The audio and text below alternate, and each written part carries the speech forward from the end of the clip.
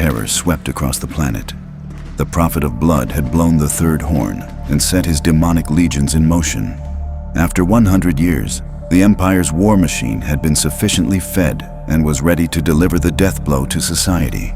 Chemicals in the groundwater clouded people's minds. Power outages and terrorist attacks shook the Western industrial states. A mysterious disease spread. Some even seemed eager to become infected. The symptoms were fever, chills, and a biting reflex. The infected developed an insatiable thirst for human blood. The police and military could not protect the citizens. Many imperial agents had infiltrated governments from top to bottom. Anyone on the street could be a sleeper agent, ready to transform and hunt humans. People had no choice but to flee the crisis zones. Soon, armies of infected and terrorists stood at the gates of the world's capitals. Conspiracy theories spread, but no one recognized the true motives of the puppet masters. Black angels streaked across the burning skies. No soldier could stop them. Survivors were executed on the spot, drained of blood, and thrown to the mutants as food. Others were abducted and brought to so-called blood farms.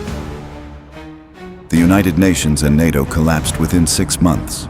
South America joined forces with Cuba to form the Bolivarian Federation, known among the exiled Americans as the Southern Horizon. India forged an alliance with Madagascar and Indonesia. Australia, New Zealand, and Japan joined the pact. The displaced Americans built their new home in Cuba. From then on, they were simply known as the ex-AMs. The leaders of the southern states pooled their resources to face the approaching threat of the Eternal Army. The fight seemed hopeless. Wave after wave of familiars threw themselves at the southern defenders. Division Blood Moon destroyed infrastructure and entire tank columns. Disease and cannibalism broke out on both sides. As the invaders were on the verge of overwhelming the last defenders, fate turned in favor of the alliance. In the first year of the war, the Immortals possessed superior strategy, fanatical resolve, and previously unknown technologies. They were difficult to kill with conventional bullets and regenerated their wounds quickly. Each of these superhuman invaders had the combat power of several soldiers, but in aerial combat, these advantages meant little. The Oceanic and Southeast Asian defenders managed to destroy the Empire's naval and air forces in a costly Pyrrhic victory. But on the ground, one factor proved decisive for the young alliance: the power of silver weapons. As Japan's coasts burned and the Panama Canal became a bleeding border, all hope seemed lost.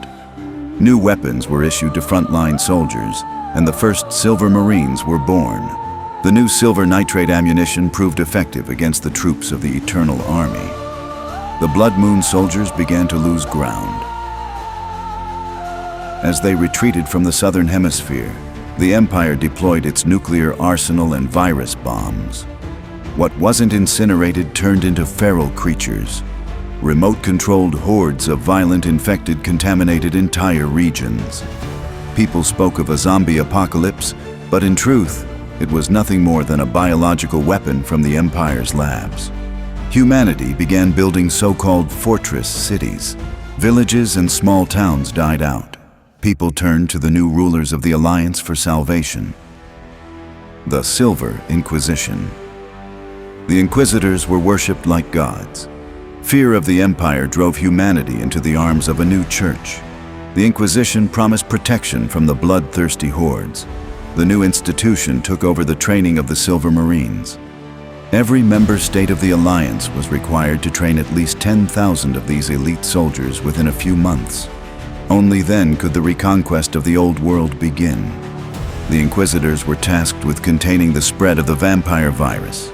They launched hunts for blood cults, vampire cartels, and mutants, a purge reminiscent of the witch hunts and inquisitions of the medieval age. People enhanced themselves with implants and felt secure. The Southern Hemisphere transformed into a ravenous colossus of religion and technology. In the year 2050, 5 years after the Empire declared total war on humanity, the armies of the Alliance regrouped to reclaim what was once theirs. The liberation of the United States and the Middle East was declared top priority, and soon after, the shores of Europe would follow.